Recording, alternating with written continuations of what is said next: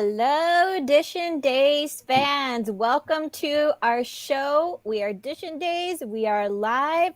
It is June 12th, 2022. Welcome after a week The hiatus. temperature is 86 now. Right, I know. Hey, it's better than it was. Yeah. It's I haven't better been than outside. Oh, wait. I did walk Bimby this morning. I was going to say I haven't been outside today, but that's a lie. I was. It was better than it was a few days ago. Yeah. Hi, everybody. I am your host, Araceli Aviles, in for Tony, who is out moving and shaking. Yes. Don't worry, he will be back. We will see him in the coming weeks. Until then, to this direction we have. Hey guys, Justin Hareld here. And below me we have Michael Mattis. Hi, everyone. What's up? Okay. How is everybody's time? We're starting with a big group today. 83 live viewers. Nice. 82 live Thank viewers. you. Oh, Yeah. great. Hey everyone. Usually we start off like in the 50s. Yeah, Off the jump, but I mean, we did start a few minutes late, but you know. Yeah, it's good. But still, welcome everybody. Hit the, or I'll let Araceli do the. We got excited. We're like, ooh. I need you to focus on the technical There's stuff. people watching. Yeah. Hi, everybody. So welcome to Dishin Days. Before we get started, we might like to remind you to follow us on all social media platforms. We are Dishin Days Show on Facebook, at Dishin Days on Instagram, and _Dishin Days on Twitter. We also would like you to subscribe to your YouTube channel. You're likely watching it here, so just hit the subscribe button, hit the like button, whatever button you may desire. The thumbs up button. Thumbs up button. I think that's the like button. That's the like button.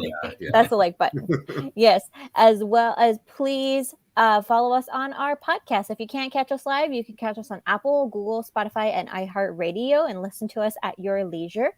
And make sure to buy our merch. We are located on dishindays.threadless.com. Look at all those lovely logos just in time for summer. Get your t-shirts. Get your towels. It's gonna be a good summer, hopefully. So get all that extra merch while you're here. All right. And a reminder, the Dishin Days Awards voting has officially closed. Winners will be announced in the coming weeks. We just gotta get through the daytime Emmys first. Yes. Got a lot. There's going to be a lot coming up in the next few weeks with the creative Emmys and the daytime Emmys. The daytime Emmys go live June 24th, 9 p.m. Eastern on CBS and Paramount Plus. We on will a real be network.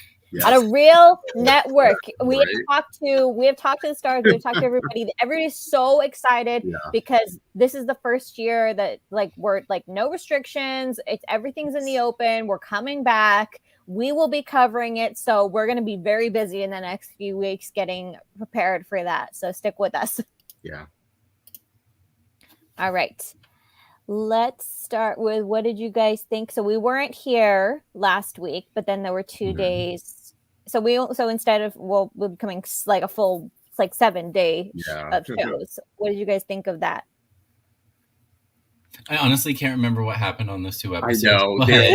It was so long ago. Kind of lumped in. Yeah. I was like, let's focus on the 5 of this week. But there was this was essentially 4 days of setup and then to the end of Friday. And that was basically the week. Mm-hmm. But, we saw where it was going. The show did not make any secret about what was going to happen. It was the cover story of Soap Opera Digest. And, so we saw it coming. It was just a matter of seeing how they got there. Mm-hmm. Yeah, this for me it was a lot of setup, but it was a lot of I'd say decent content, pushing towards that, a lot of different elements that were happening where it was oh, I didn't know that was leading into this one storyline. It was sort of being funneled into it. So that was good. I think we got a good some character development, some story stuff that sort of led into this big, I won't even say cliffhanger because we know what was going to happen. Or the last scene sort of somewhat confirms it, I guess. But yeah, it's weird because I know for me, I'm so avoid spoilers at all costs, but because of things like Google and how much we depend on technology, how things pop up on your phone because you have a history with soap operas or because you do this podcast. So certain things sometimes just generally get spoiled for you. And also, I was kind of holding out hope for this one, but yeah, it'll be interesting when we get into it. It just was a very, very, very badly kept secret. Yeah. Anyone, you basically have to live under a rock to not know that this was going to happen. Yeah. But that may have been intentional. That may have been to get buzz so that people would watch. Yeah. You know? Or I feel like when they want to keep it, I feel like when it's intended to keep a secret, they keep it a secret. Like Peter Reckel, like coming to the main show. Like no one knew that was happening until the promo dropped. But with this, it almost seemed like an intentional leak. So sometimes there are things you want to do to like it's good for a surprise, but it's like sometimes it's better to leak it and get that surprise online, and then people are also going to watch. So get people pissed off. They'll claim they won't. Or like to lessen the blow. But... If you think it's something that people are going to be pissed about or angry, it's like you lessen the blow a little bit by like not sort of I'm not sure that exactly worked out. But strategy. Yeah. So let's get into it. It's time to start. Dishin Days. Oh, Michael, you're way behind. You were behind for me. No, I went first. See, that's fun. It's the Wi-Fi. It's technology. This is why we need to tape it the next time we're all together and just play it. Just play it. Yeah, I think we do. Yeah. We'll figure it out. Yeah, one day. Okay. All right. So we're gonna start with the big story. We got Chad, Abigail, Kate, Lucas, EJ, Leo, and Gwen. Okay. So I think Justin was right in the sense that everything was leading into every storyline character that you didn't like. They were dealing with their other storylines, but they're all going to bleed into this one convergence in the DiMera mansion. Anybody who has been there in the last week is just going to be pulled into that. So we know what happens. Abigail has apparently been stabbed. Let's just get right into it. Who do we think did this? Who are okay, I'm gonna be Tony Moore here. Okay. Where's our Law and Order top suspects? Board, Top suspects we have. Okay, the obvious Leo. Gwen, who apparently was not in her cell for bed check and not in the library where she said she was. We have Lucas, who went on a bender and passed out and woke up. We have Kate, who really? Wait, I mean, as one of like the lesser obvious, she seemed okay towards the end of the week with what transpired. I thought maybe when it started, I was like, oh, maybe they're gonna make this, maybe Kate's going back to her ways or whatever. So maybe a lesser obvious suspect in Kate. One lesser obvious suspect that someone mentioned in the chat room that I was like, oh, Sarah Horton. Do I need to explain that one? Yeah, okay, so no, I'll explain it. So basically we found out, I felt like we skipped a couple of steps, but maybe they just wanted to make sure that was off camera just to keep the momentum going. We found out that Sarah thinks that Sarah is having residual hallucinations from the drug, just as Abigail did when she got her dose. Oh, I get it. I get the Sarah thing. And so she had to talk with Marlena, and Marlena said, let's not panic. This happened to Abigail. We might just need to adjust your medication. And this is what happens when anybody's dealing with anything that's affected their mind. It's just a constant let's just keep checking in, keep adjusting if this is not working. So she's telling her there's no need to panic, but part of what came out of that conversation was that she was advised to go talk to Abigail and see, how did she recover and how did she feel on that medication. And we never saw that. We never saw her go see Abigail. We saw her go see Gwen. Yeah. Yes. So maybe I think some people say the Tooth Fairy did it. And apparently the guards are super lazy. The guards everywhere. Security in Salem is a joke. Lucas was able to pilfer an entire bottle of booze from the Brady pub. Well, that was easy. I mean, he practically was there. No, just security around Salem in general is a joke.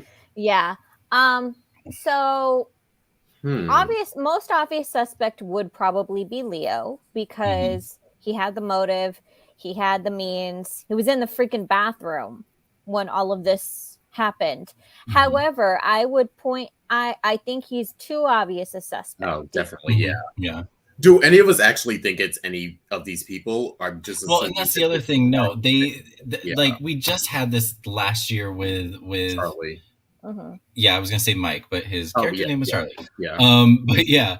But when they, they poached Jan out of thin air and made her the so it could be someone that's not even on screen right now. It could be, they could be trying to make it a surprise. However, I don't want to say I'm over these whodunits. I just feel like every year, and it's like, okay. And changing it, one thing I think that they had said is that they wanted a whodunit, because the past couple whodunits have been really characters we don't like.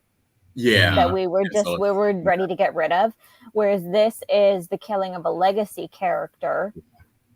And so I think that's the twist of the who killed the beloved Horton granddaughter. Who done did killed Abigail? Who done did kill Abigail? I am thinking this is going to be a Charlie situation where it's someone else and someone not in the mix. But now that you guys talk about the Sarah, I completely forgot about all that. Well, and then the thing is, it can be like by reason of temporary insanity, because she maybe hallucinated and thought she was someone else, and maybe the reason Leo was so panicked, and maybe he witnessed it. I assume Leo witnessed. I assume that automatically that he just witnessed the attack and he's going to keep his mouth shut or not. Yeah, because he looked really scared. He looked like somebody who had witnessed something awful, not somebody who had done something awful. Or if he didn't witness it, he saw Abigail afterward. Like either came out of the bathroom and saw her and then was like, holy shit, she's dead kind of a thing. So yeah, I think he either saw or her, quote unquote heard it happen. I don't know if he saw it maybe, or he just found Abigail afterward on his way to do whatever revenge he was planning on doing, But I will say, I think Sarah is now sort of, if it's anyone we know, I'm leaning towards Sarah with this idea of temporary insanity but then again, also, isn't that just a repeat of the Andre storyline with Abigail then? Like she had a split personality, she killed him in a bit of rage and I mean, somewhat, yeah. Yeah. So, and I mean, it's all possible that we're too early into this. We'll get more information next week. Right now, it's just realizing the sheer amount of people that are going to be affected by this. Yeah. And I'm just thinking like the Horton family at large is going to be affected by this, but I'm also just thinking purely of people who are in that house right now. Because EJ and Chad are getting along really well. Belle has moved in, the kids are there. Johnny is there. So as hard as this is, I do think this is one of those times that the DeMiras are going to rally. Yeah. I could see that. Yeah. Which is the only reason I'm kind of going to be okay with this going forward, is because we've talked so much at length about how the DeMiras just can't get it together. Yeah. And, what would be the one thing that would have them rally together would be the death of one of their own. Also bleeds into the fact that if they did come, it strengthens the bond of Chad and EJ, but also strengthens Chad's guilt too about sort of knowing he didn't kidnap Sammy kind of thing. So that could play into it a bit. Could be some interesting stuff for Billy. Definitely. Yeah. So segueing into this, we need to talk about another suspect who probably didn't do it, but he's got a lot of explaining to do. Lucas and Kate, Clyde, his conversations with them this week. Who's over Lucas? Kinda. Yeah, I'm getting there. I don't like can we free Brian Datillo, free Lucas? I always want to wear a shirt, be like, stop abusing Lucas. I feel like he does get thrown under the bus a lot. He gets thrown under the bus a lot, and it reminds me of how they used to write Chloe when they didn't know what to do with her. Like, remember she like was mean and then became a prostitute all of a sudden, and it was just like, wait, what? Yeah. It was just like, I don't know why they won't just let Lucas win. I don't know what it is, but they do throw him over the bus a lot for storyline, and I feel like give Brian, you can do something better for Brian. I think he deserves better. He's been around forever. He's such a team player. He's such rallied for days. And I don't know. I'm not always crazy about the stuff that they give him. The other thing, and I think there's a continued false narrative that says in order for a character to win, they have to be in a relationship. Oh, yeah. And that is just not true. I agree. We could see Lucas winning if he has a stable career and is a great dad and a great grandfather. That I would love to see. That to me is a win. If the win is not the character in a happy relationship. No. The win is the character just being the character, being allowed to grow.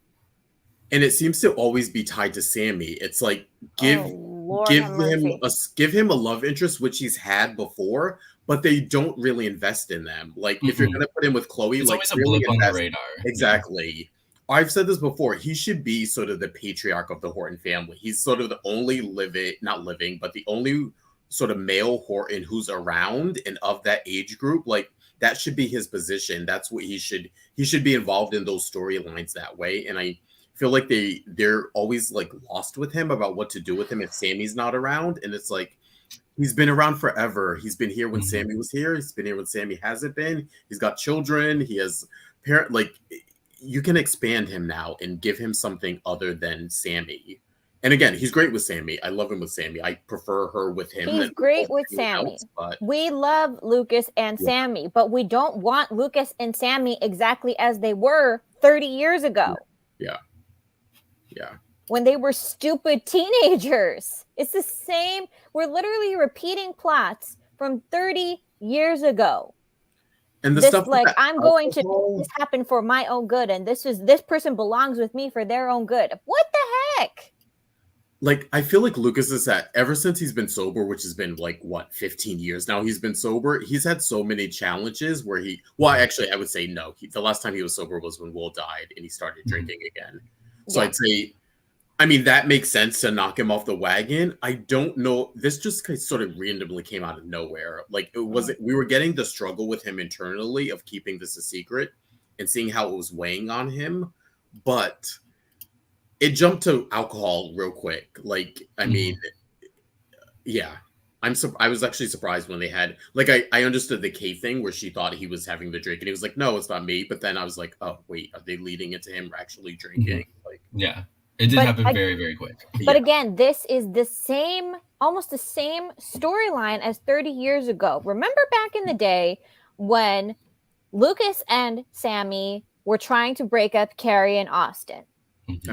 Okay, this was, and I'm talking about the very beginning. I'm not talking about 2006. I'm talking about the very, very beginning when Sammy tricked Austin into sleeping with her, and Lucas was there to try to pick up the pieces. And that back then, that was just as much about them wanting those partners. Yeah, but it was also about one-upping their siblings.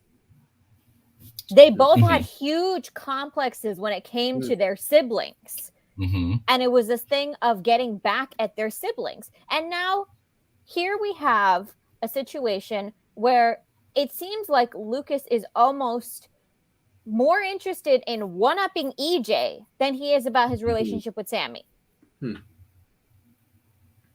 Yeah, because he's using their kids as examples. My kid is better than your kid, and I'm gonna pick my kid over your kid. That's disgusting. I thought that part was a little odd. That's disgusting. I wasn't on board with that from either side. Because they've never really done. They've always, especially when the kids were little, it was always about EJ loving Allie and Will just as much, and Lucas also loving Johnny and thinking Johnny was his for a portion of it, and like. So they never really drew those lines, especially with the younger kids. Yeah, but I will say Lucas started it. Yeah, I don't. Yes, he did. I don't condone EJ, stepping in the mud with him. but Lucas started it. Yeah. God, yeah, that part just really, really pissed me off. It was disgusting. Yeah. So now he's started a war with EJ essentially now. Mm-hmm. He's drinking. He's planning an engagement to Sammy without, or he's planning at least on asking her. Which I have to say, those scenes were so good, and it just made me mad that like I'm sure it's gonna fall apart. Like the scene with Roman, I thought was really great.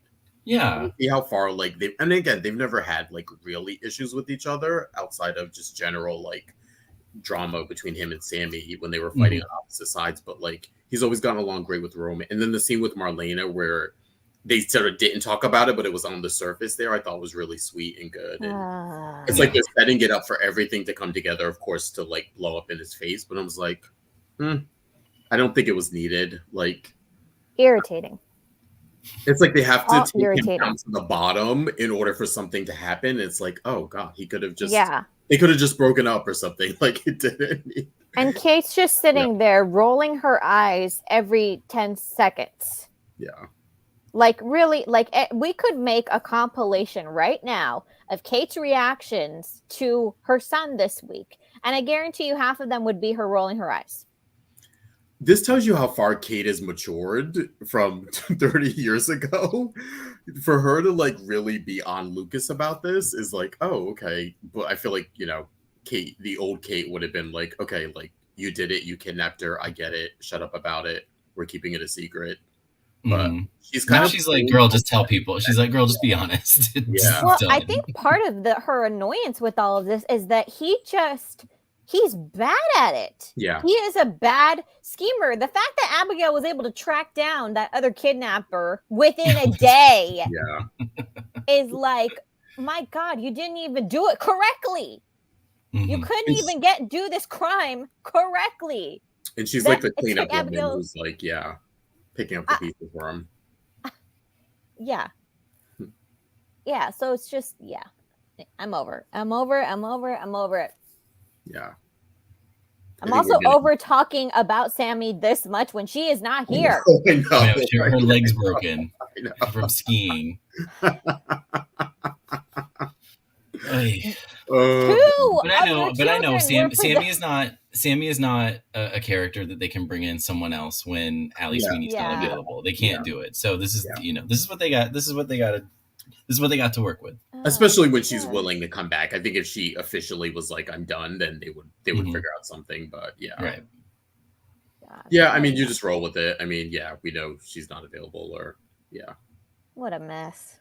Okay, let's move on to something I actually really want to talk about. EJ, Belle, Sean, Jan, Marlena, John, Susan. Okay, so we've had a couple of developments. Since we've last this was the interest. This was like the storyline that kept my interest. This was so interesting. Apart from the Abigail stuff, the build up to that. But this was kind of like I was like, oh, I was really invested in this, especially because of Martha and how she just ate every scene that she was in. Martha has been, you know what I mean, in a good way. That's a good thing. I don't mean that she was chewing scenery or anything negative like that. Like she just gave her all, and especially the scene with John and Marlena, where she stormed out and they were like, don't get in the car, and she's like, I'll take a cab. My hero. I love that. She was my hero. And this is what we just talked about, how poorly Lucas is being written right now. And we had that with Martha for years. We've talked about it, where her and Sean should be the next couple. Like, why don't we wait for them for the stuff like that? And they didn't know how to write Martha. She just kept getting thrown under the bus.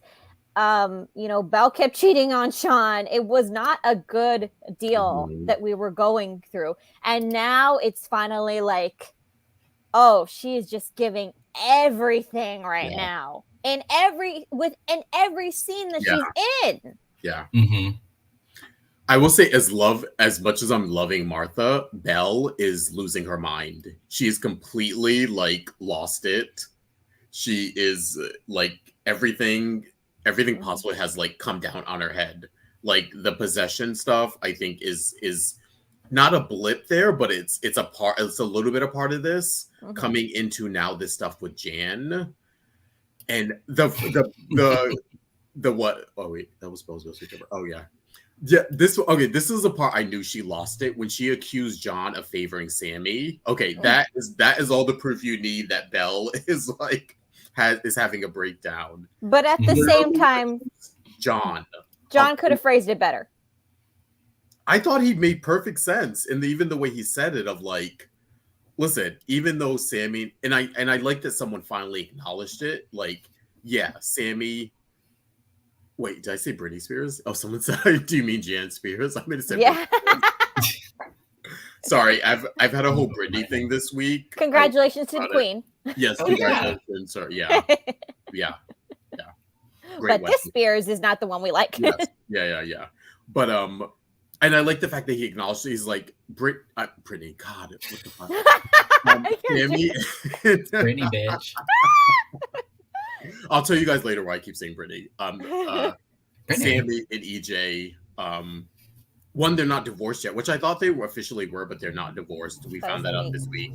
I heard that this week, and I was like, I don't remember that, but I'm like, I'll go along with it because there's too much to remember on the show anyway. So. I guess they were in the process when they officially got back together one day, and then she found out that was the thing. Whatever. But saying like there's a connection there, and there's still unfinished business with them, so it's not, and I think I said this before, it's not like Belle was, I think Belle with Rafe would be a different scenario than Belle and EJ. I think Sammy would have a different reaction to those two. She would still feel away. I think a lot of people would have a different reaction to that. Yeah, but I think she has sort of no unfinished business with Rafe. No one would give a shit. Yeah, she sort of still mixed in with EJ on this. So, yeah, it's interesting. It held me. Yeah.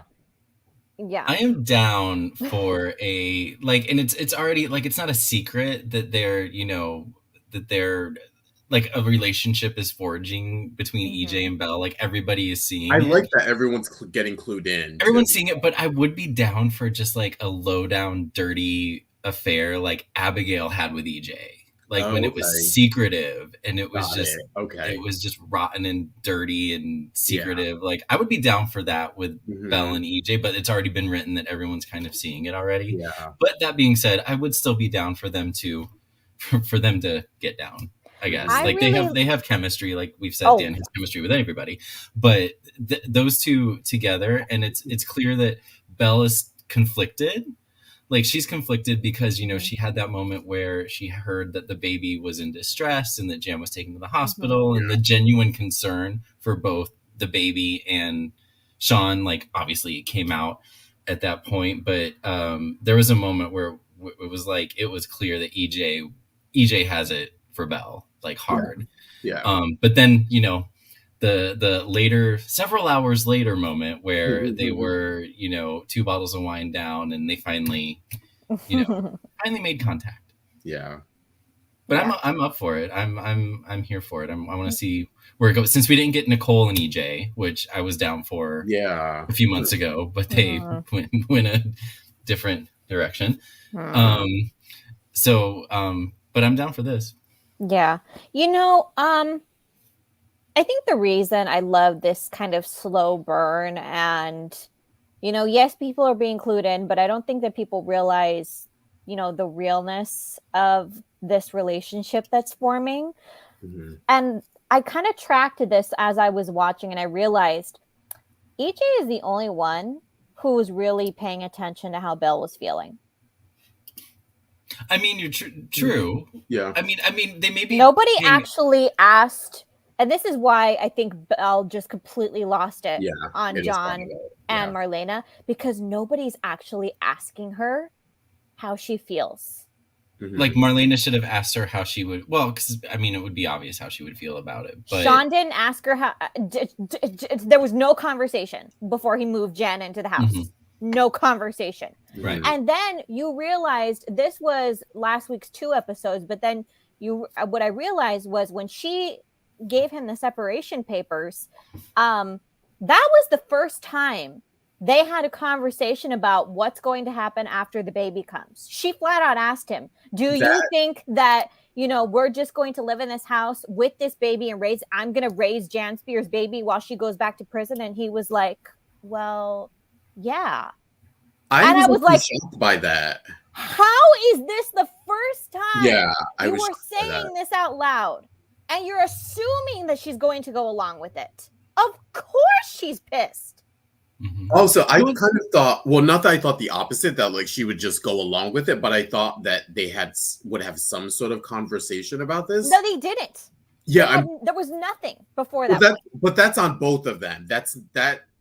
The lack of communication is both their fault. Like, I think Sean in the beginning has made some really weird choices with this and has propelled this situation. But I also think Belle is letting the anger of the situation fuel everything. And I think she's also letting her attraction to EJ. Because remember, before, what propelled the separation papers was her and EJ talking about their feelings. Then it was like, oh my God. It was Jan sending a box of her things from her bedroom over to the house. Yeah, but then she started talking with EJ. Then it was like, I know what I need to do. She sends him separation papers, gets him to sign it that day, and all of a sudden, it's the acknowledgement of this thing with EJ. And it was like, you're letting that. I think she's allowing her anger to allow her to use that stuff as an excuse to that may be true. With EJ. That may be true, but the problem is that Sean is bringing this on himself because yes, there's a lack of communication, but Sean's not asking how she feels about any of this. Yeah, it's not just that he's leaving her out of decisions, being completely disrespectful, and he's not even asking her how she feels about any of this. He keeps saying, "Talk to he." It's like he's going around in circles thinking that he's actually asking her how she feels, but not actually considering how she feels and trying to work within the situation. All he says is, well, what did you want me to do? That's his answer. Yeah. What did you want me to do? Talk to me? Have a conversation with me before you make these major life decisions for the both of us? It is beyond disrespectful. Marlena, I could see how in her mind she would think she was doing what was best for Belle. But I preface that by saying that Marlena has been through her own trauma and she's still in mom mode, thinking that she needs to protect her daughter. Well, this is the thing with Belle. As Marlena couldn't get it out to tell her, you know what I mean? This is when she went into a rage. And as far as we know, Marlena has been trying to converse with her and talk to her about this decision. Should she have talked to her maybe before she made it or while she did it? Yes. But you also it's like, someone comes to you to say anything, you say, I don't want to talk to you, and slam the door in their face. You then sort of lose the right to say, this person didn't, I can't get information from this person. No, you don't. If you can't have it both ways. You can't say, if you really love someone, then you stick it out. Or at least if they don't want to have a conversation with you, you just honestly, I've had the case where people will just stand by the door, or they say, I'm here when you're ready. Yeah. I'm here when you're ready. Or at the very least, just validate their feelings. That's what is not happening right now. Yeah. Belle is just being so disrespected. Nobody is asking her how she feels about any of these decisions that are being made about her. And she keeps being told she's wrong. Like, not in those exact words, but in the, she's being told she's wrong for her feelings are basically wrong, even though she does have a reason to be, even though she has several reasons to be upset. What I find interesting is at the beginning of this storyline, I was kind of upset with her that she was upset about it.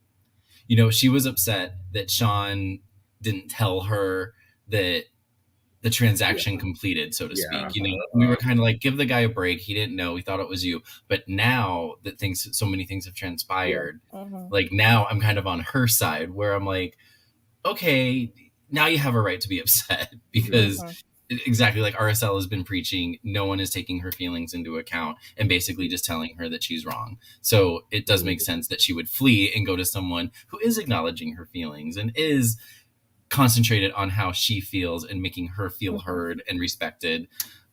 Makes total sense. Now, is that, well, I agree that EJ is doing that, but there's also the underlying feelings there, which muddles it a bit for me. Oh, he's walking a fine line, definitely. Yeah, I mean, also, I think, is it easy? Sometimes I think it's easier to go to someone who's going to validate your feelings than to have a difficult talk.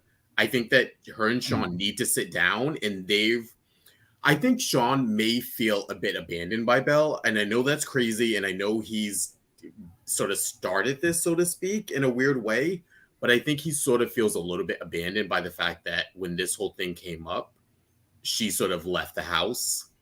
I think he feels abandoned by that, and I think, like I said, Belle is letting her anger justify these other things kind of creeping up, and I think both of them should have said, like I said, that when she said something about, oh, you thought we were going to raise the baby, like I was shocked that they didn't have that talk. But also, what did Belle think was going to happen? Did she assume that Sean was going to sign away his rights? Like, what did Sean think was going to happen? That's the thing. This was always what Belle thought Sean was thinking.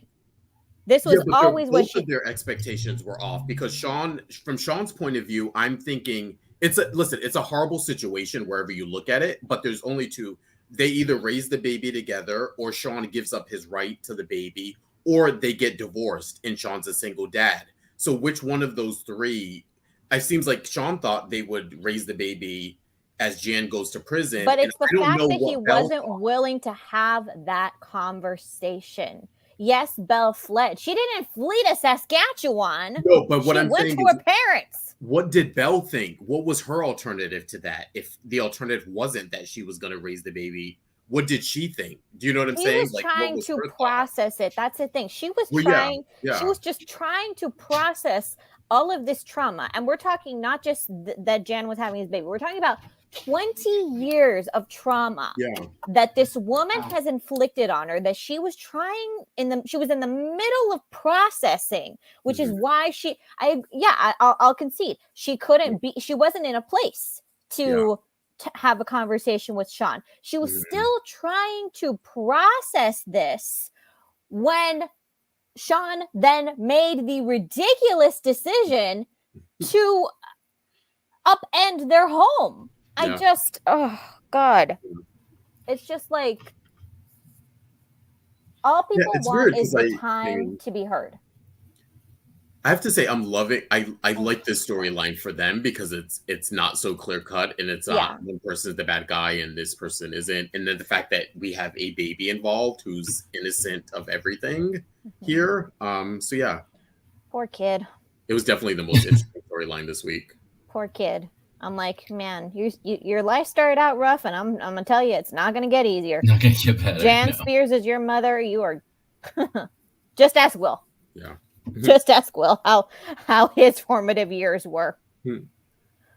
Oh gosh. What did you guys think of the Jan Ben sort of interaction?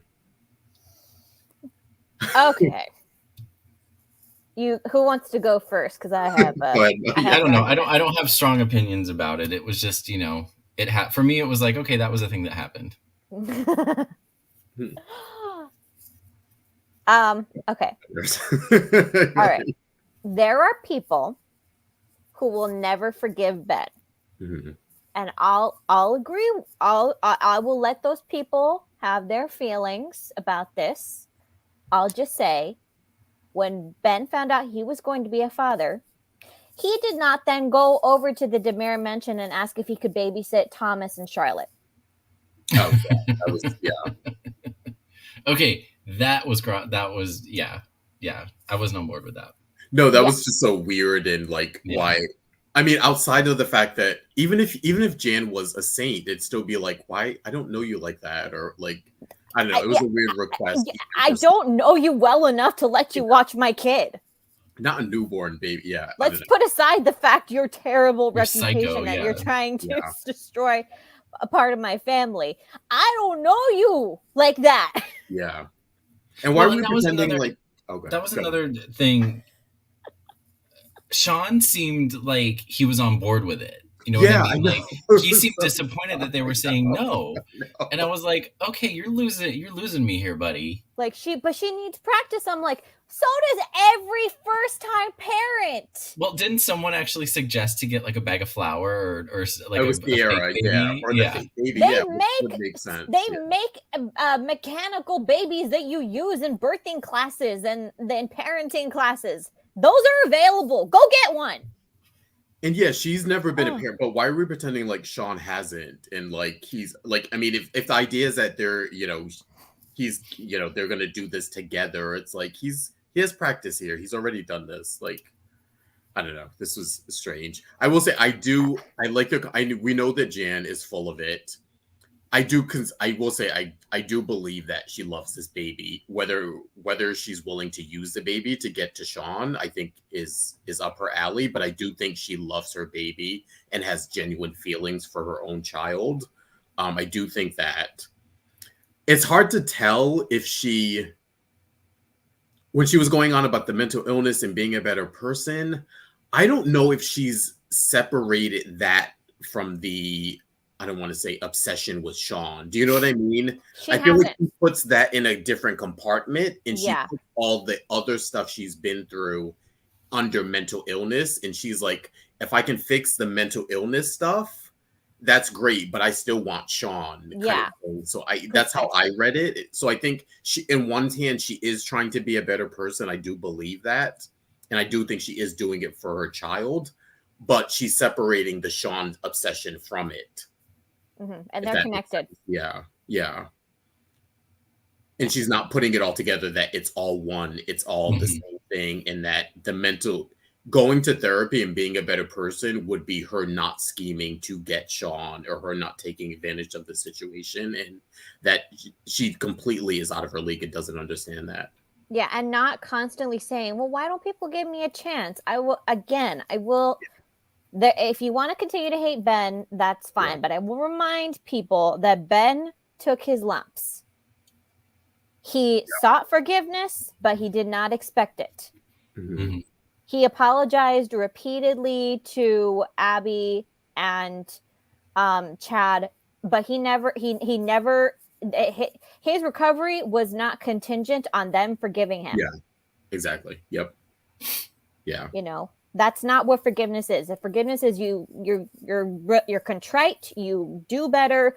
It's not, this in order for me to get better, this person has to forgive me and I have to, prove to people. It's like, no, you just do the work. That's it. Yeah. And you continue to do the work even when things are going good. Yeah. That's the other thing. It's Janice saying, I'll go to therapy. I'll get over my mental illness. It'll all be better. Right. Yeah, no, that's not how that works. Ben is still in therapy, even though he is happily married with a baby. His life is better than it's ever been. And he is still going to therapy because that's how that works. I love how she's describing it as like a 6-week course or something. Like I'm going to do this. I'm going to get my certificate and I'll be all better. I will say I do love the fact that she mentioned the rape of when Paul raped her, and like that was the actual beginning of all this stuff for her. So I'm glad that she at least tied it to that. And she isn't wrong, but she's got a way to go if she wants to be respected and actually well liked. She's got some years ahead of her. Look, if it's possible for Jan to be rehabilitated, I'm all for it. I'll go along for the ride. Just do the work. I kind of think that could be an interesting angle to take if she gets rehabilitated and maybe the stuff with maybe Sean does develop legitimate feelings. You know what I mean? They're close together and she's, they have a baby together. Like, I don't know. Yeah. Oh, someone's asking who Jen. It was Paul Mendez, who is Nicole's dad. Father. Yeah. Mm-hmm. Yeah, and that was a whole thing. That was how Sean originally entered her life, which is why she's so obsessed with him to this day. Yeah, she got So they are connected. She just needs to stop acting like they're in separate boxes. Mm-hmm. Yeah. Okay, well, this is at least... but I have to put one final note on this storyline. Susan Banks. Susan Banks. This is how they should use Susan. This is how I like Susan. Just like at the moment of the week when she was going towards EJ and Belle was like, I know, like she was smelling it in the air. I was like, oh god. Kudos to Stacey, who is If anybody could sniff out sexual tension, literally, I know. I guess it's Susan.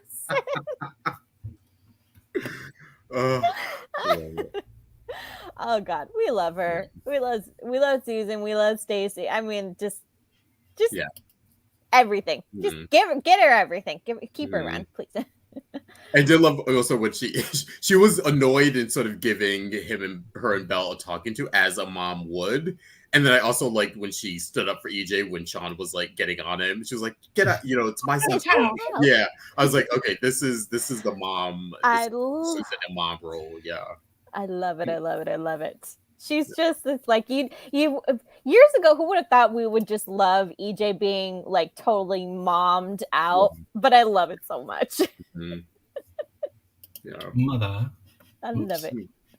Okay, moving on to Allie, Chanel, Johnny, and Trip with a little bit of inspiration from Will. So, Johnny and Allie pushed a little bit by Will to say her feelings. Actually, well, EJ told Johnny the same thing. So really, we're both pushed to tell Chanel how they feel.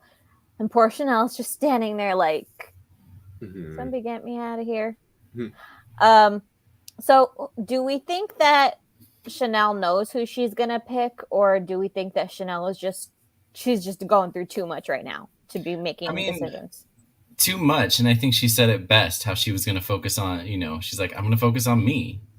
And, it's like, go for it. And okay, side note. Okay. Gen Z, please, please, please, please do not refer to our shows and our movies as that 90s show. I know, yeah, they did. I know. I never felt so old watching Days, which is Beverly Hills 90210 was not a 90s show. It was the 90s show. If I have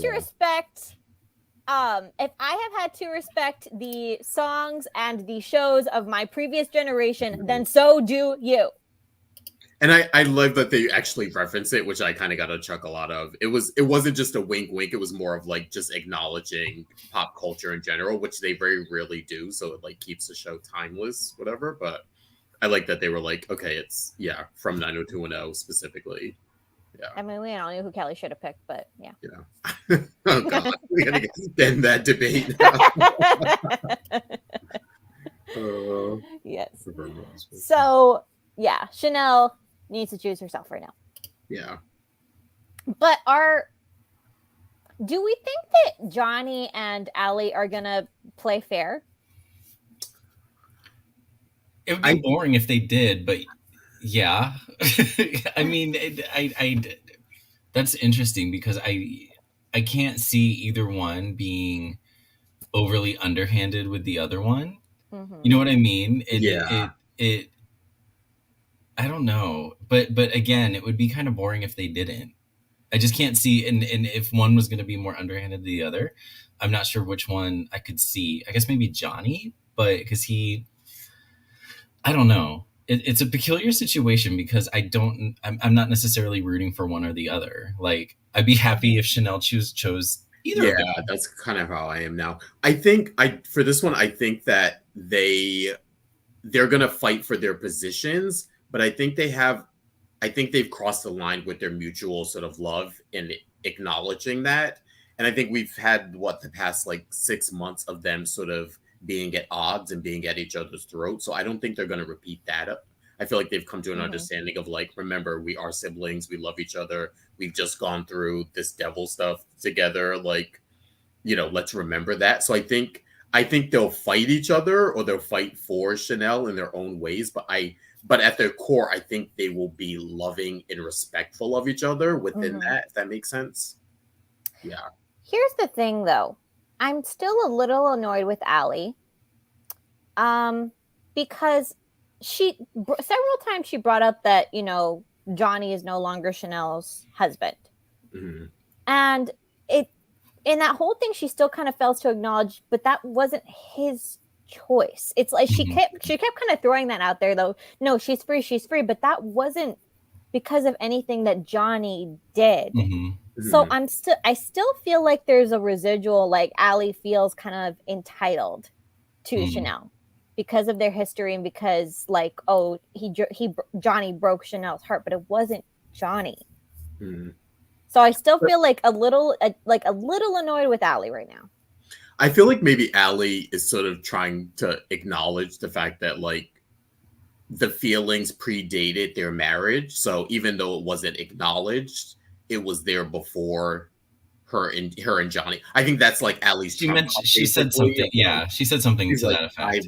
Like me and Chanel have had feelings before I even introduced her to you, kind of a thing, or whatever. So I think that's what Allie's sort of getting at, of like, yeah, you were technically married to her, and it wasn't you who divorced her, but remember, we were. It was almost like she was mine first. Yeah, exactly.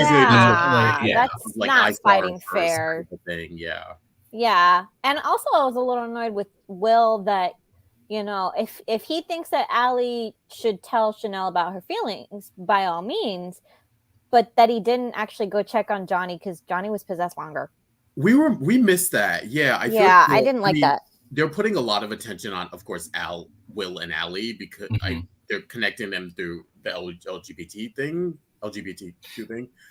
But I feel like we're missing the Will Johnny relationship, so it makes it seem like it's like Lucas's kids against EJ's kids, which I don't like. I don't think that should cross. Right. And for whatever reason, this week with Allie and Will just did not seem as organic and genuine as that conversation they had. This one seemed just like, I don't know. It just didn't. I can't put it into words, but it just didn't seem real as the last one did.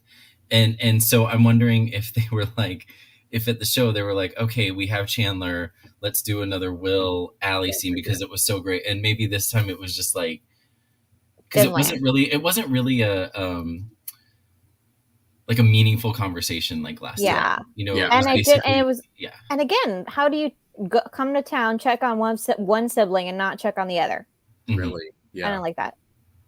Yeah, they were sort of drawing the line in the sand of like Allie and Will have this bond, and like either doesn't have it with Johnny. But I think, again, to your point, Michael, it seemed like this is all the setup to like, because you had EJ telling Johnny, so we needed someone in Allie's corner. If wasn't going to be Lucas, it needed to be Will or something. Yeah. Yeah, I kind of just want the only scenes I really truly enjoyed this week were the scenes between Chanel and Tripp. Yeah, I love that friendship. They have a good chemistry together. Yeah.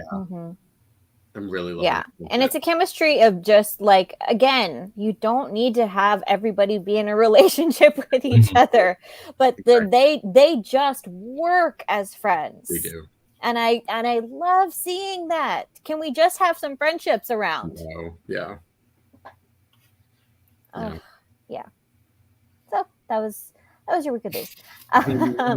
Before we move on to our tidbits, I would like to remind everyone to subscribe to our YouTube channel for all Dishin Days goodness. Please subscribe to our social media, Dishin Days Show on Facebook, at Dishin Days on Instagram, and _Dishin Days on Twitter. Follow us on all podcasts, Apple, Google, Spotify, and iHeartRadio, and buy our merch at dishindays.threadless.com. Let's move on to our tidbits and continue with Will's brief appearance and his interactions with Sonny and Leo. Okay, did we really think that Sonny was going to get one up on Leo? No, I knew it. It was like, wait till I get my blood test back. I'm like, that blood test can show nothing. Yeah. And it did. Or I thought if it shows something, how is he going to prove? Like, you have to prove that it was from the cookie. You know what I mean? I thought like it was going to be one of those things like the cookies are gone now, so he doesn't have the cookies to match it or something. Yeah. Yeah. All right. Now we understand Leo's motivation, and Leo's motivation is genuine, but is Sonny just really, has it gotten to the point where he's just blown this way out of proportion? Wait, blowing like, yeah, what part of it? Yeah. Like his revenge scheme. Well, now that Leo has thrown a punch, so to speak. Yeah, I think. Yeah. I don't think he's overreacting. No. Do I think he was overreacting before? Yes. As I've said before, with the whole trying to get Leo away from Craig, that whole scenario, I think it should have been we'll try once, and if it works, great. If it doesn't, we'll move on. But it just kept going and going and going. Then they dragged Abigail and Chad into it. I think he was overblowing it at first, but now that Leo has violated him in a way, now I think now I'm Team Sonny on that side. Yeah, I agree.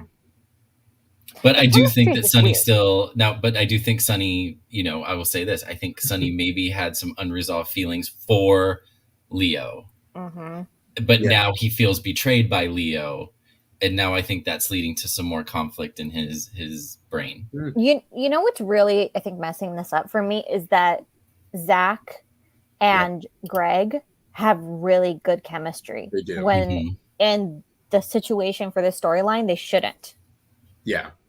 And I think Zach is such an intense actor that he's really bringing it for this storyline. And he's really playing up like the trauma of like what happened before with Sonny. So I think that sometimes what we've had a problem with is it not matching between, that was 2-3 years ago. Then we had the stuff with Beyond Salem. And so like, it's hard for us to get it to all connect, but the portrayal is really good, I think. The portrayal is good, but I don't think that the chemistry and the intensity is matching up with the storyline. Yeah.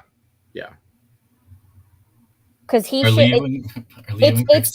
in those scenes with Sonny and Leo, there's almost too much sexual attention for what the storyline is supposed to be. I'm with you. Yeah. Mm-hmm. Yeah. So yeah. What do we think about? So Sonny had the dream that Leo was in bed with Will. Do we think? And I'm like, okay, who was he concerned about? Was he like, did he not want? Obviously he doesn't want his husband in bed with someone else, and particularly not Leo. But like, who would he be jealous of in that scenario? Yeah, was this like a Freudian dream kind of a thing? Yeah. Mm-hmm. Yeah, it's not really working. Yeah. I don't know what this end game is supposed to be, but it's not really working right now. Yeah, are we gonna get like hate sex between them, or one of those like classic scenes of like they're ready to like strangle each other and then they end up passionately kissing and on the floor? I mean, that may be where it's going, since unless they recast Will, Chandler's not full-time available, so they made a big show of saying he's coming back. He's coming back. He'll be right back. That's what they say. That's what they keep saying. Yeah. We'll see. Yeah. Well, Chandler's in school, so that's the other thing. That's why they catch him when he's on breaks. Mm-hmm. Mm-hmm. Yeah. So he'll be back. Yeah. What this storyline will become by the time he does get back, I have no idea. Mm-hmm. Yeah. Yep. Yeah. Okay. So moving on to our last tidbit. Xander, Sarah, Gwen. So Sarah is back. Mm-hmm. Hair, memory, we got everything. And attitude. We got classic Sarah this week. Yes. So Xander filled her in on Gwen and her shenanigans. Before we get to that Sarah Gwen confrontation, he didn't tell her everything. I know that surprised me too, because I completely forgot about that. And when they ran into Chanel and they were talking, and it popped into my head, I was like, oh yeah, their sort of thing. Yeah, that was the first Xander's first storyline post. Yeah, that was, I think, the post 2 days when Sarah left. Yeah, yes. and we didn't really get, like, they ran into each other at the square, but then we didn't really get anything after that. Yeah, I noticed. I thought I missed something, and I went back, and I was like, I realized that they just skipped over it and had them. Sarah was just like, whatever, it's fine. Yeah, which is so. It's so funny because Chanel looked happy for them, and Sarah's like, "Who is the stranger that is happy for my happiness?" And I gotta say, I missed this. Just it reiterated how much I think they could have done with Chanel and Xander, and again, maybe not romantic. But like we've said this before, like move Chanel into the orbit of other characters now. She's been on the show enough where we could get, maybe her and Sarah become friends. Maybe like her and Xander keep bumping into each other and they develop some sort of friendship. Like it doesn't need to be, again, romantic. Xander needs friends. Yeah, he could use a friend. Yeah. He needs someone because Jack's not on full time. Yeah. He needs somebody to help keep him out of trouble. I feel like Chanel can be that person, especially he's the one who went to her when he was sort of like, what the hell do I do? I need someone to talk to. Like, yeah. I'm down for a Chanel being the new Chanel and Xander being best friends. Yes. And if anything, like Chanel could use Xander as a sounding board of what not to do. Yeah. So that could work. But Sarah is back in all her glory. She seems to be dealing with some residual hallucinations. But she is back, and boy, did she let Gwen have it. Mm-hmm. Mm. And Gwen, like, didn't fight back or anything. Gwen, maybe a little bit, but she didn't have that. She like it was different, you know, the dynamics are obviously different. Gwen and Abigail, Gwen and Sarah, but Gwen was more of the you know, she can go toe to toe with Abigail, but she can't like with Sarah. It was different.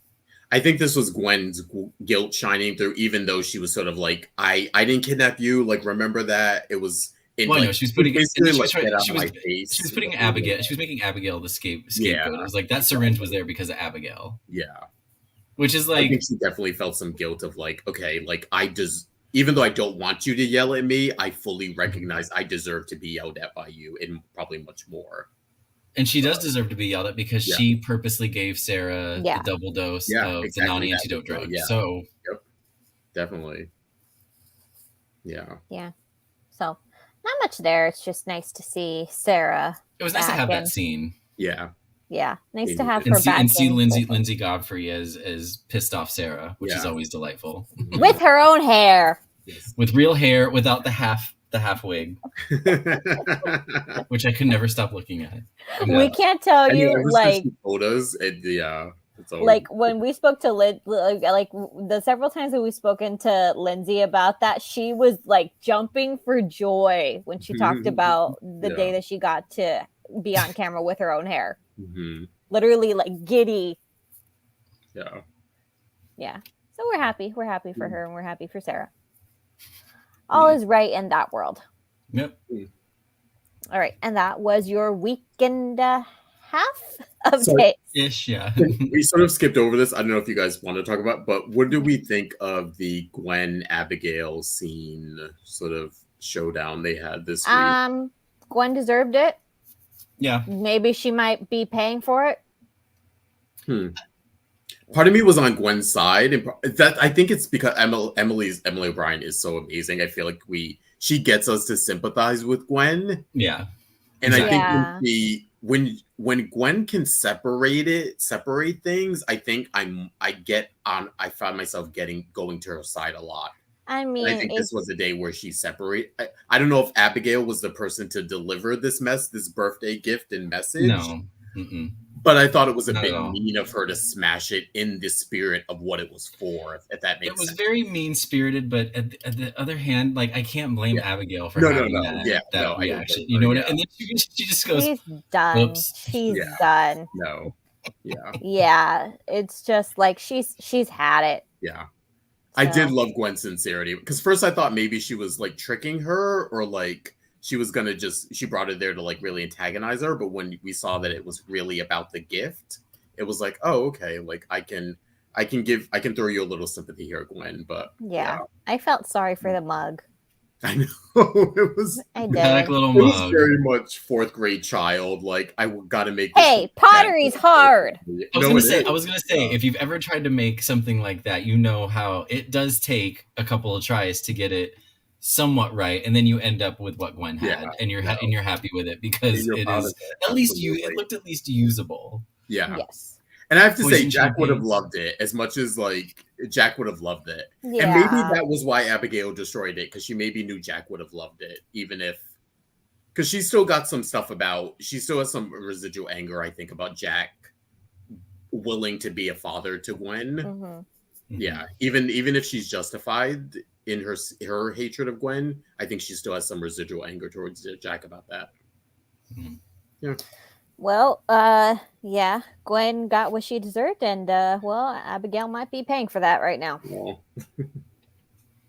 Yeah, who knows? We will find out. All right, and that was your week and a half of days. Let's move on to our segments. Tony is not here, so we do not have a 3 Snaps award, so we'll be moving on to Michael Mattis's Caption That. All right, this week's photo comes courtesy of Marlena and Jan in their first therapy session that turned into a labor session. And this week's caption goes to Nikki Kiki 97 on Instagram with her caption, "Oof, I should not have eaten that third Brady Pub burger." Oh, cute. I can relate.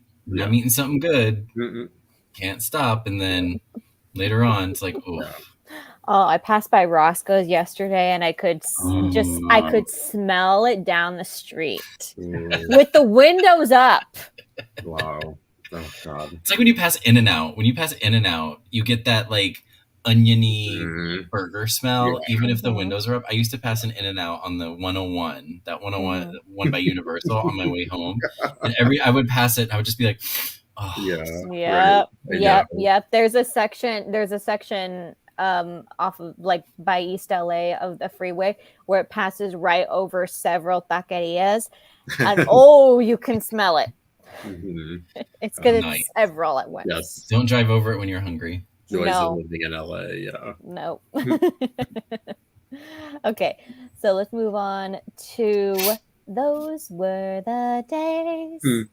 This week, I am taking everyone back to June 9th, a very infamous day. June 9th, the year 2000, where we had the double birth of JT and Zach, which created one of our huge umbrella storylines in the early 2000s of the switched at birth between JT and Zach. Here we have the birth of Zach here from Bo and Hope. And then we have the birth of JT here. Marlo. I forgot about Marlo. I wish they didn't kill her off. Marlo here, who was pretending to be the cousin of Lexi by Stefano, but was actually Dr. Rolf's niece. And yeah, of course, those of you who don't know the storyline, Lexi needed a baby. Stefano jumped in to help. Also, Hope was pregnant, not by Bo, actually. That was a retcon that Zach is Bo's son. It was Stefano. It was originally. It was because they Stefano or John, because they did a Who's the Baby. That's right. It was Stefano or John. Contest. Yeah. I remember them running the promos of Who's the Daddy contest, and you had to vote for Stefano or John. Oh, that's right. What? Yeah. And then they retconned it into the infamous, which we now call mime sex of Bo. Yes, Bo being Zach's father. That was a whole retcon. It was only going to be Stefano or John because they couldn't have sex with Hope. Anyway. Then they brought in new writers, and the new writers decided, no, they need a child, which is weird. June 9th, 2000, we had the birth of JT and Zach, which, by the way, we need to bring JT back. What happened to that kid? He was just his dad, and remember, it was Glenn, his dad, his biological dad, and Barb. Oh, Glenn and Barb. They took him back to, I forget where they live, but that's right. They had that big... years later, like Hope, you would regularly go and visit him. And they sort of dropped that storyline, but I'd be down for JT coming back. That'd be an interesting addition because they could make him 22. He'd be in the not teen scene, but he'd be in the 20s group now. Yeah, I'd be down for JT.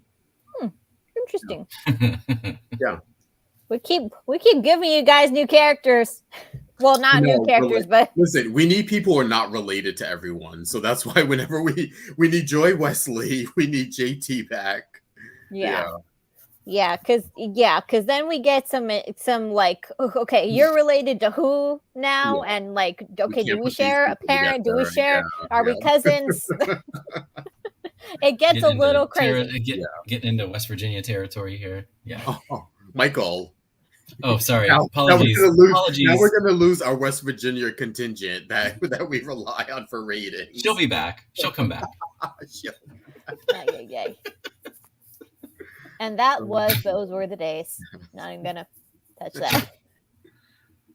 Okay, and then now it's time I'm from the Midwest. I know these things. Anyway, yeah. And now it's time for my segment. It's a gift.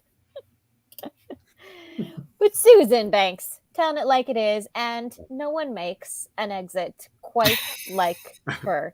It's like, I've made my point. I'm just going to leave you with that. You think about that. I always want to know how much of it, that kind of stuff that Stacey does, is written, and how much of it is just Stacey okay, this is what I'm going to do now. We always mean to ask her, and then we get in front of her, and she's too much fun, and we forget to ask her the questions that we meant to. I feel like whenever you have the pleasure of meeting Stacey, you sometimes want to just live in Stacey. You don't even worry about Kristen and Susan. It's just you can kind of take Stacey's world. We're just living in it. And good so stuff. That was this week's It's a Gift. And now we move on to news and gossip. Yes, to start with, we have a big congratulations to Chriselle Stiles, who used to play Jordan, one of our favorites. She just won, and I think, Michael, you were there. She won the MTV Award for Best Reality Star for the MTV Movie and TV Awards, they're called now, instead of just Movie Awards. But she won Best Reality Star for, don't want to say her role because it's a reality show, but for her performance on Selling Sunset. And if you haven't checked out Selling Sunset, you can check it out on Netflix, all 5 seasons. But a pretty good, when I saw that, I was like, oh, cool. Like, pretty good. Good night for her. Yeah, she's great. Coming back now. She's not, we're going to need to get a new, if they ever decide. I know. Damn. To catch her in the mix. And it's not because she doesn't want to come back, because she said she loves playing Days, but she's just very busy right now. Yeah, she's got bigger fish to fry. Beyond Salem 3, I think you could, because remember we had that Beyond Selling Salem crossover promotion. So big congrats to Chriselle on that. Next up, we have some big Beyond Salem casting news. This is probably the biggest, and I am going to go probably somewhat counterclockwise.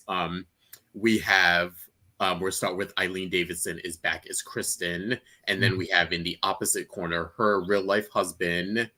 And for those of you older than 25, probably know Mr. Vince Van Patten, a legend in his own right. He will be playing a character called Phil Hellworth. So there's that. Then we have, skipping over the good-looking gentleman up top, we have the divine Miss Loretta Devine, who is coming to the I'm excited about that one. It's just an amazing get. Like the fact that they got Loretta Devine is just I'm already salivating. Like, this is going to be good. They got Loretta. She's playing a character called Angela. No other information on that. We have Mr. Christopher Sean, who is back as Paul Narita. Then we have going down to actually left-hand corner there. We have this actress named is Abigail Klein. She is the new Stephanie Johnson. Yay! Yes. Then we have next to her playing her brother. We have next to her playing her brother, Mr.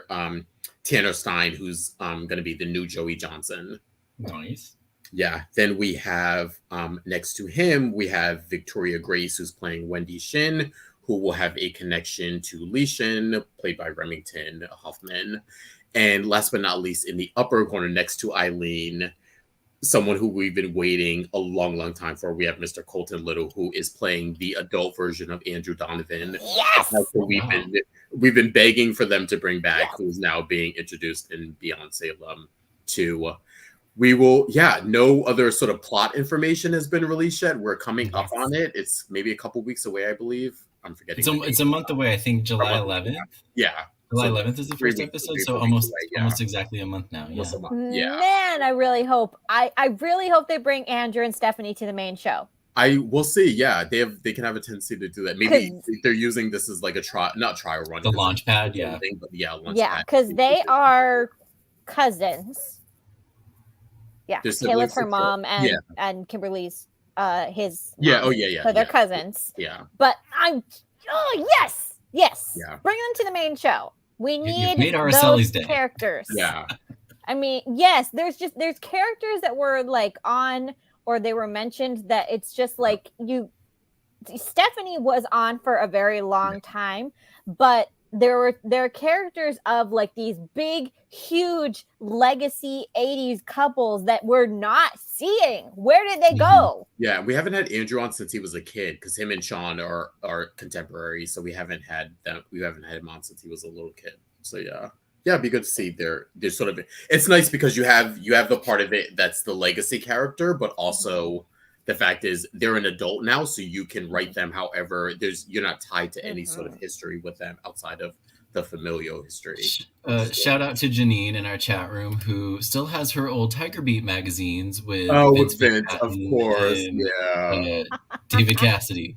Yes, love it. I'm excited about that too, to see Vince. I'm gonna assume he's gotta have a nod wink with Eileen, if they're not related. There's got to be a scene if he's not directly in her storyline.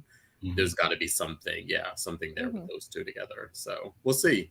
Yeah, but great big casting news. Next up, we have a congrats in a new trailer for. We talked about this before. This is the Gotham Knights. I told you about the show because we have Miss Olivia Rose Keegan, who's one of our favorites. Used to play Claire. She is starring in this. Her character name is Duella, and she is the daughter of the Joker. Again, this is called Gotham Knights. It's based on the DC property.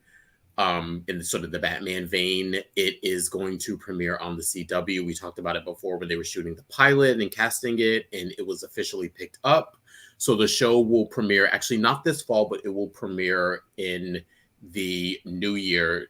I want to say February of 2023. We will definitely let you know, but big congrats to Olivia Rose Keegan on not just getting the role, but the pilot being picked up to series. And we will see who will play this character. I have seen the trailer. Yeah, you can check it out on YouTube. It's good. Yeah. It's good. And if you don't know, there's been a lot going on at the CW these days. Yes. So I've had mixed feelings about stuff over there, but this show looks good. I haven't had a good feeling about a trailer in a really long time. It looks fantastic. And the fact that it's premiering, like you said, says a lot with the CW and the changes they've been making. The fact that I thought this honestly would get sort of left out or sort of canceled or not proceed to go forward, but it is. So yeah, big congrats to Olivia Rose Keegan. And last but not least, we have a big congratulations to two of our favorites, Casey Moss and Chiro O'Brien, who played JJ and Paige, respectively. They're engaged to be married. They're a long-standing couple. I think they got together on the show, right? They weren't together before the show, So they got together before the show. Their characters were together. They've been together a while. They've been going on 10 years. 5 years or something? Yeah. Something like that? Maybe only 5 years, yeah. But don't they make you sick how cute they are? I know. They are cute. So the engagement video, if you haven't seen it, go on. I think it's Casey's Insta. They probably both have it, but the engagement video, because she seemed legitimately. He did a good surprise, I think, because she seemed legitimately like shocked by it. Yeah. So big congrats to that. We're happy for them. And her on screen mama, ex Eve, Cassie DePaiva, was all over this. She was overjoyed to see the news. And they're just adorable. You know, JJ and Paige did not get their happy ending, but these two do.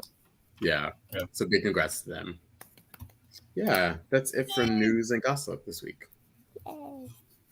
All right. So before we leave you till next week, let's take a look at the promo for next week's Days of Our Lives.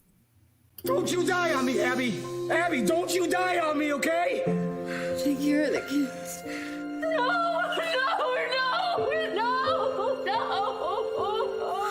love you forever.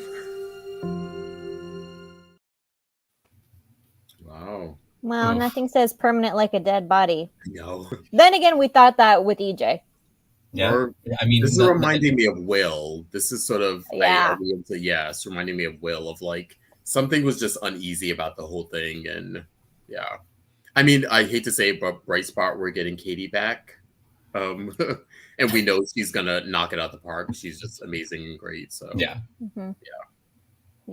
So nice. Well, not nice, but it's gonna be a week. It's gonna be a week. It's gonna be a week. Yeah. Everybody at the DeMera Mansion, brace yourselves. Yeah. Okay.